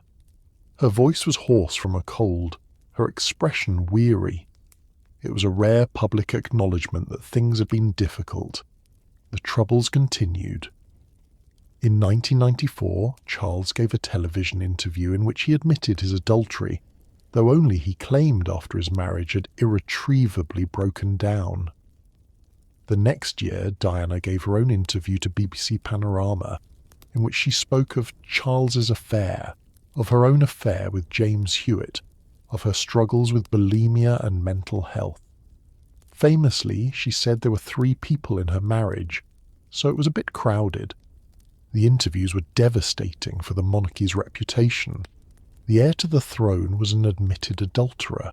His wife was unstable and manipulative. The marriage was a sham. The royal family seemed dysfunctional, dishonest, out of touch. Opinion polls showed support for the monarchy dropping to historic lows. In 1996, Charles and Diana finally divorced. The terms were generous to Diana. She received a substantial settlement and could continue to live at Kensington Palace. But she was stripped of her Royal Highness title, a decision that would later be seen as petty and vindictive. Elizabeth hoped that with the divorce finalised, the family could move past the scandal and rebuild. But fate had other plans. The death of Diana. On the 31st of August 1997, Diana, Princess of Wales, died in a car crash in Paris. She had been fleeing paparazzi through the Pont de l'Alma tunnel when her car, driven at high speed by a drunk driver, crashed into a pillar. Diana and her companion, Dodi Fayed, were killed. Only one person in the car survived. The news reached Balmoral in the early hours of the morning. Elizabeth's first concern was for William and Harry, who were staying at Balmoral with their father and grandparents. They were told of their mother's death when they woke. The family's priority was protecting the boys, giving them privacy to grieve away from the media circus that was already building. But in London, a different kind of reaction was building. Thousands of people were laying flowers outside Kensington Palace, Diana's home. The pile of flowers grew to massive proportions, along with cards and teddy bears and messages of grief. The public mourning was intense, almost hysterical. Diana had touched something deep in the national psyche. She had been beautiful, troubled, vulnerable, and now she was dead at 36. The royal family remained at Balmoral. This was consistent with royal tradition. The Queen was not Diana's blood relation. Diana had been divorced from the family. The family's priority was the boys, but the public didn't see it that way. They wanted to see the Queen grieve, wanted her to return to London, wanted the flag over Buckingham Palace lowered to half-mast. The flag issue became particularly fraught. The flagpole at Buckingham Palace only flew the royal standard when the sovereign was in residence. When the sovereign was away, no flag flew. This was a long-standing tradition, but the public wanted to see a flag at half-mast as a sign of mourning for Diana. The palace stuck to protocol, no flag. The criticism mounted. The tabloids turned ugly. The Queen was called cold, uncaring, out of touch. For the first time in her reign, she faced genuinely hostile public opinion. The quiet dignity that usually served her so well was now seen as indifference. Finally, Elizabeth returned to London. She walked among the flowers outside Kensington Palace, viewed the messages, showed herself to be moved. She gave a televised address to the nation, praising Diana as an exceptional and gifted human being. She agreed to allow a flag to fly at half-mast over Buckingham Palace. These were significant concessions, breaks with protocol that acknowledged the strength of public feeling. Diana's funeral took place on September 6th at Westminster Abbey. It was watched by an estimated 2.5 billion people worldwide, making it one of the most watched events in television history. Elizabeth and the royal family attended, walking behind Diana's coffin alongside William and Harry in a procession that many found heartbreaking. The sight of the two young princes, aged 15 and 12, walking behind their mother's coffin, stoic and devastated, moved the world. The funeral was a mixture of royal pomp and modern celebrity. Elton John sang "Candle in the Wind," rewritten for Diana. Diana's brother, Earl Spencer, gave a eulogy that contained thinly veiled criticism of the royal family for how they had treated Diana. The applause for his speech was extraordinary, rare in the formal setting of Westminster Abbey. Diana's death marked a low point for the monarchy. The institution had seemed tone-deaf, unable to read the public mood, trapped in outdated protocols. Trust in the royal family was at historic lows. There was serious discussion about whether the monarchy would survive, whether Charles would ever become king, whether William might skip a generation. But gradually the storm passed. The public's grief for Diana faded. Life moved on. The monarchy, battered but still standing, began to rebuild. Elizabeth had learned lessons about the need to be more responsive to public sentiment, more willing to bend protocol when necessary. The monarchy would need to modernize, to show more emotion, to be more accessible. It was a hard lesson, learned late in her life. But Elizabeth proved capable of adapting, even in her 70s. The personal trials. Not all the challenges Elizabeth faced were political or constitutional. Some were deeply personal, played out on the world stage with painful publicity. Her sister Margaret's life was marked by tragedy and scandal. Margaret had wanted to marry Peter Townsend, a divorced equerry, in the 1950s. The Church of England did not permit remarriage after divorce, and as Supreme Governor of the Church, Elizabeth could not approve the marriage. Margaret was forced to choose between love and duty. She chose duty, giving up Townsend. Later, she married Anthony Armstrong Jones, a photographer, but the marriage ended in divorce. Margaret's life became one of frustrated potential, of parties and affairs, of declining health and increasing bitterness. Elizabeth's own children's marriages were, with the exception of Anne's second marriage, failures. Charles and Diana's spectacular collapse in the 1990s, played out in the tabloids with excruciating detail, damaged the monarchy's reputation. Diana's death in 1997 in a car crash in Paris while fleeing paparazzi brought the monarchy to perhaps its lowest point in Elizabeth's reign. The public outpouring of grief for Diana seemed to implicitly criticise the royal family, seen as cold and unfeeling. Elizabeth's response to Diana's death was initially to stay at Balmoral with her grandsons William and Harry, believing they needed privacy and protection from the media. But the public wanted to see the Queen grieve, wanted her to return to London to acknowledge Diana's death publicly. For once, Elizabeth's instinct for privacy and protection clashed with public expectations. She did return to London, did walk among the flowers left outside Buckingham Palace, did make a televised tribute to Diana. But the damage was done. The monarchy seemed out of touch, unable to read the public mood. It was a rare misstep for a queen who had successfully navigated so many challenges. The year 1992, Elizabeth famously called her Annus Horribilis, a horrible year. Windsor Castle caught fire, destroying priceless art and historic rooms. Andrew and Sarah Ferguson separated. Anne divorced her first husband. Charles and Diana's separation was announced. The tabloids were filled with scandalous stories, tapped phone conversations, unauthorized biographies. It seemed the firm, as the family called itself, was falling apart. Through all of this, Elizabeth maintained her composure. She continued to perform her duties, to represent the nation, to embody stability and continuity. She understood that the monarchy was larger than any individual, that her job was to preserve the institution for future generations. Personal happiness or family peace could not be allowed to interfere with that duty. The golden years. As Elizabeth aged, paradoxically, her popularity grew. The difficulties of the 1990s receded. The new millennium brought a renewed appreciation for the Queen as a link to history, as the last connection to the wartime generation, as a figure of stability in an increasingly chaotic world.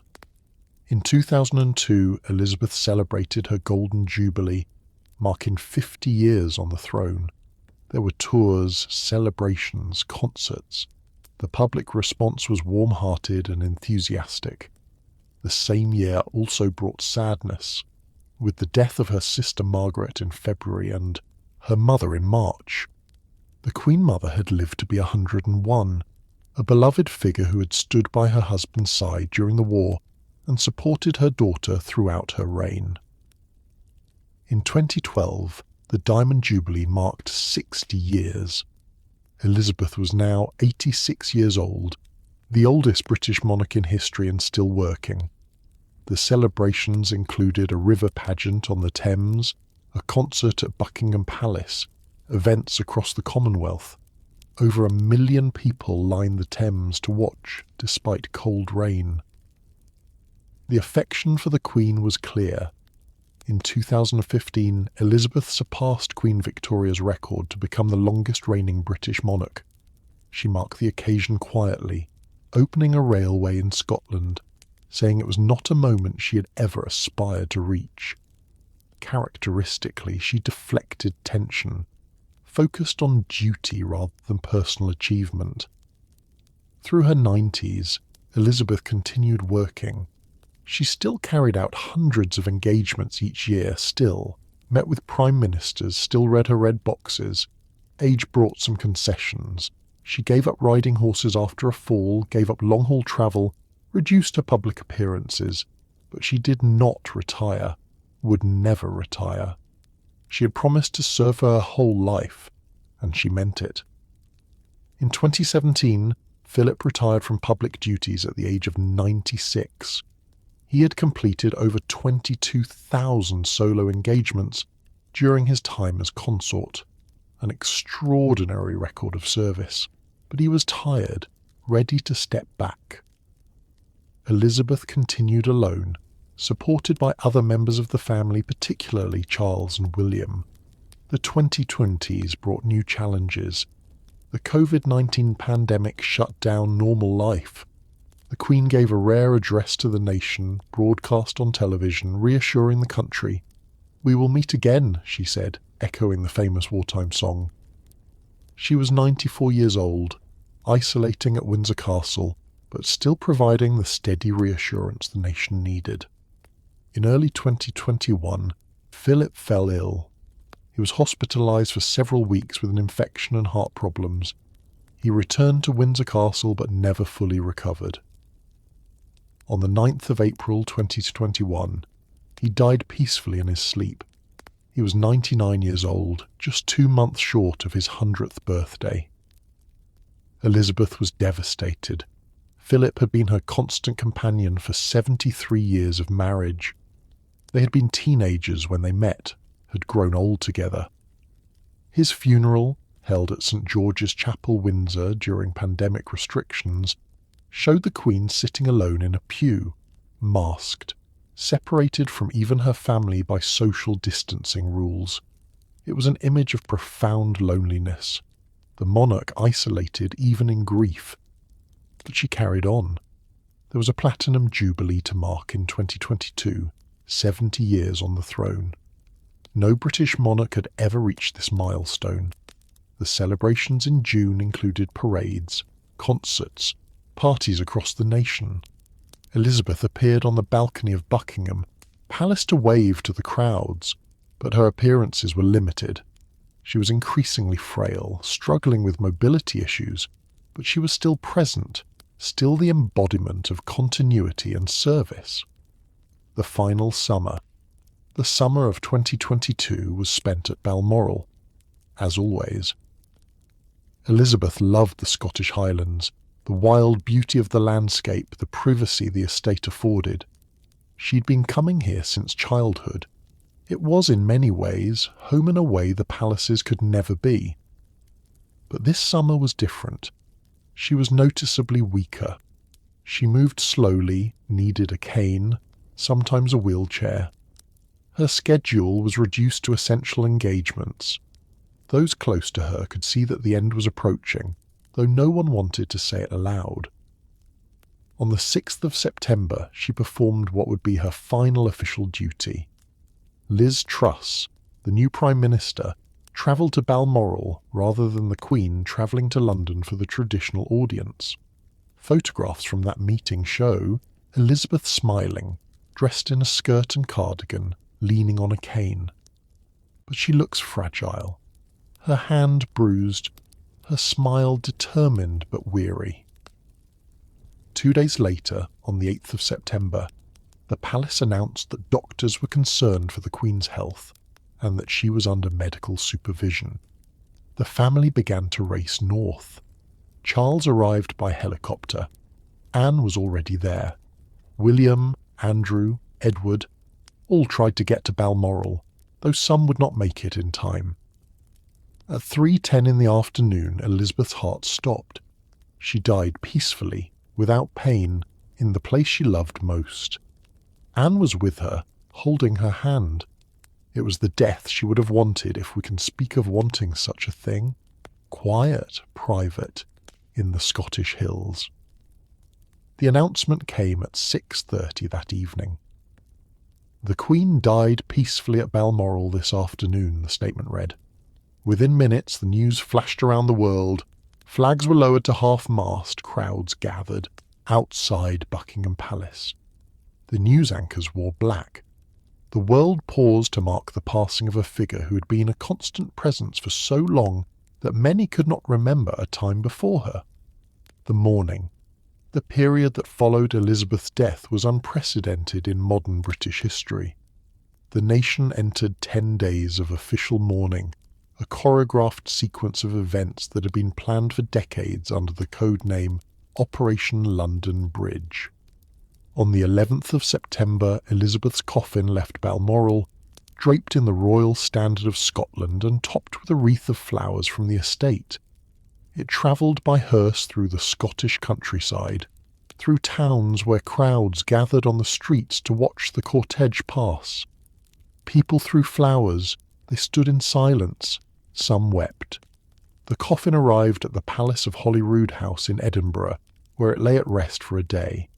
Then it was moved to St Giles Cathedral, where the people of Scotland could file, past and pay their respects. 33,000 people waited in line for hours to spend a few seconds walking past the Queen's coffin. On the 13th of September, the coffin was flown to London and driven to Buckingham Palace. The next day it was moved to Westminster Hall, the oldest part of the Palace of Westminster, where it would lie in state. The coffin sat on a raised platform guarded by soldiers from the Household Division, who stood vigil in shifts that changed every 20 minutes. The hall was open 24 hours a day for 4 days. The queue to see the Queen lying in state became a phenomenon unto itself. People waited for 10, 12, 14 hours, snaking along the Thames for miles.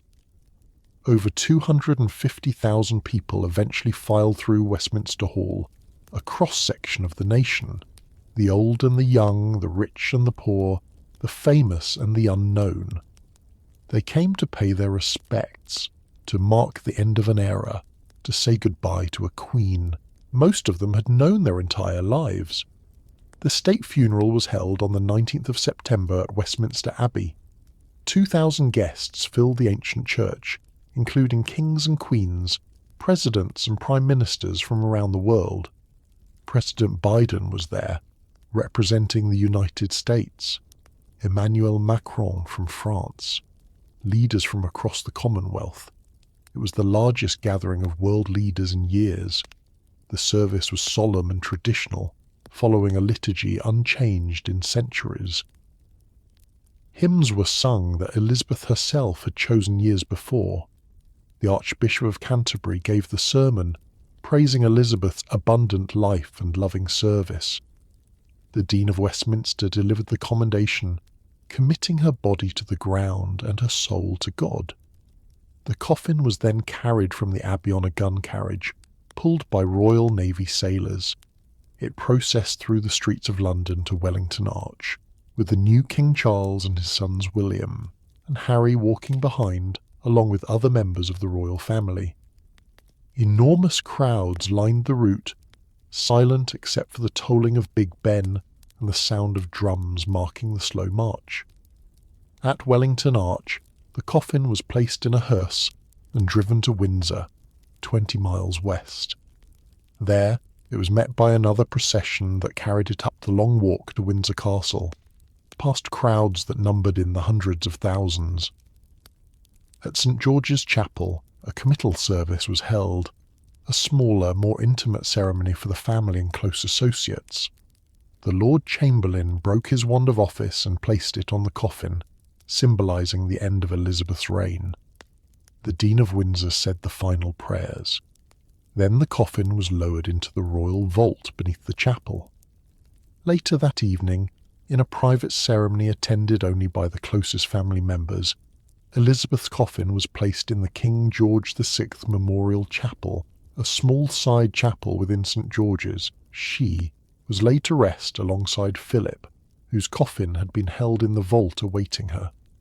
Also buried in that small chapel were her father George VI, her mother Elizabeth, and her sister Margaret. The family was together again. The legacy. Queen Elizabeth II reigned for 70 years and 214 days. In that time, she saw the world transformed in ways that would have been unimaginable when she was born. She came into a world of empires and left a world of nations. When she was born, the British Empire was the dominant global power. When she died, Britain was a medium-sized nation struggling to find its place in a world dominated by the United States and China. She lived through the Second World War, the Cold War, the fall of the Soviet Union, the rise of China, 9/11, the War on Terror, the financial crisis, the COVID pandemic. She saw the invention of television, computers, the internet, smartphones. She went from a world where most communication was by letter to a world where billions of people could be reached instantly. Through all of this change, she represented continuity. She was the constant, the still point in a turning world. People who'd been alive in the 1920s knew her. People born in the 2020s would remember her. She bridged generations and eras. Her actual political power was minimal. Britain is a constitutional monarchy, where the sovereign reigns but does not rule. Elizabeth could advise, could encourage, could warn. But she could not command. The real power lay with elected officials, yet her influence was real. Prime ministers valued her counsel precisely because it was non-partisan, because she had seen so many governments come and go, because her experience was unmatched. She met with 15 prime ministers during her reign: Churchill, Eden, Macmillan, Douglas Home, Wilson, Heath, Callaghan, Thatcher, Major, Blair, Brown, Cameron, May, Johnson, Truss. Each came to office full of ideas and plans. She had seen it all before. She knew which battles were worth fighting, which were not. Her weekly audiences with the Prime Minister became, for many of them, an oasis of calm in the chaos of governing. She also represented the Commonwealth in a way no one else could. The Commonwealth, that voluntary association of 56 nations, many of them former British colonies, might well have dissolved without her personal commitment. She travelled tirelessly throughout the Commonwealth, from Canada to Australia, from Jamaica to Kenya, building personal relationships with leaders, showing that the connection was real and valued. When she died, many Commonwealth nations questioned whether they would remain in the organisation under King Charles. Her personal bond had been that important. Elizabeth's reign also saw the transformation of the monarchy itself. When she came to the throne, the royal family was remote, mysterious, formal. By the end, they were regular subjects of tabloid coverage, their private lives dissected, their failings exposed. This was partly inevitable in the age of mass media and the internet, but it was also partly the result of choices made, experiments in accessibility that sometimes went too far. The question of the monarchy's future remains open. Support for the institution is strong in Britain, though less so among younger generations. Many Commonwealth nations are considering becoming republics. The model of constitutional monarchy that Elizabeth represented so well may not survive many more decades in our democratic age. But whatever the future holds, Elizabeth's legacy is secure. She showed that duty and service could be a life's purpose. She demonstrated extraordinary discipline and dedication, working into her 90s when most people would have retired decades before. She weathered scandals and crises with dignity, never complaining, never explaining, never wavering in her commitment. She was not a saint. She made mistakes. Her response to Diana's death was too slow.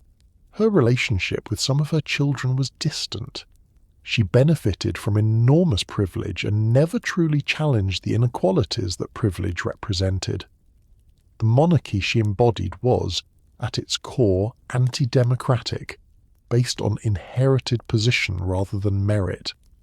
But she understood her role and played it as well as anyone could have. She provided stability and continuity for a nation going through wrenching change. She embodied certain virtues: duty, service, uncomplaining perseverance, that many found admirable even if they questioned the institution she represented. She was also, by all accounts, a person of genuine warmth and humour in private, capable of mimicry and jokes, devoted to her family despite the demands of her role, happiest when riding horses or walking her dogs or spending time with her grandchildren at Balmoral. The world she was born into is gone, swept away by war and technology and social change. The empire she was meant to symbolise dissolved during her reign. But she adapted, changed with the times while holding to her core values. She promised at 21 to devote her whole life to service, and she kept that promise until her 96th year, until her last breath in a castle in Scotland she had loved since childhood. Closing reflection. Consider what Elizabeth's life tells us about the power of commitment. She did not choose to be queen. The crown came to her through accident of birth and abdication. But once it was hers, she dedicated herself completely to the role. She could have been resentful, could have chafed at the restrictions, could have done the minimum required. Instead, she embraced the burden and carried it with grace for 7 decades. Her life was not glamorous in the way people often imagine royalty. It was repetitive, constrained, filled with ceremony and protocol. She could rarely speak freely, could never act on impulse, had to always be aware that she was being watched and judged. The cost in terms of personal freedom was enormous, yet she found meaning in the work. She believed in service, in duty, in the idea that her position gave her an opportunity and an obligation to represent something larger than herself. Whether you agree with the institution of monarchy or not, there is something admirable in that dedication. In her Christmas broadcast in 1957, Elizabeth spoke about the importance of service. "I cannot lead you into battle. I do not give you laws or administer justice, but I can do something else. I can give you my heart and my devotion to these old islands and to all the peoples of our brotherhood of nations." This was her gift and her burden. Not power, not glory, but dedication. A life spent in service to an idea, to a nation, to a commonwealth of nations. She showed us that such a life was possible, that duty and commitment could sustain a person through decades of work. At Windsor Castle, in the King George VI Memorial Chapel, a black stone slab now marks the final resting place of Queen Elizabeth II and Prince Philip. It bears simply their names, their dates of birth and death, nothing more. No grand monuments, no elaborate statues, just 2 lives, lived long and lived fully, now at rest together. The River Thames still flows past London, as it did when Elizabeth was born in a townhouse in Mayfair nearly a century ago. The hills of Scotland still rise around Balmoral, purple with heather in summer. The world turns, the seasons change, life continues. But the connection between a young princess who promised to serve and an old queen who kept that promise until her last breath, that connection remains. It reminds us that character matters, that commitment can be sustained, that duty need not be a prison, but can be a purpose. Queen Elizabeth II was many things: monarch, mother, grandmother, horsewoman, dog lover, symbol, institution. But perhaps most importantly, she was a person who understood that she had been given a role to play and who played it with unwavering dedication for 70 years. In an age of constant change, she was constant.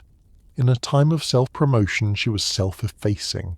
In an era of instant gratification, she embodied patient, lifelong commitment. Whether the monarchy survives or fades, whether the Commonwealth endures or dissolves, Elizabeth's life stands as a testament to what one person can achieve through sheer force of will and dedication. She showed us that service can be its own reward, that duty can give meaning to a life, that keeping one's promises matters. Thank you for joining me on this journey through the extraordinary life of Queen Elizabeth II. If you found this story meaningful, please take a moment to like this video and subscribe to the channel. I would love to hear your thoughts in the comments below. What moment in Elizabeth's long life resonates most with you? Until our next journey into history, I wish you a calm and peaceful night. Good night.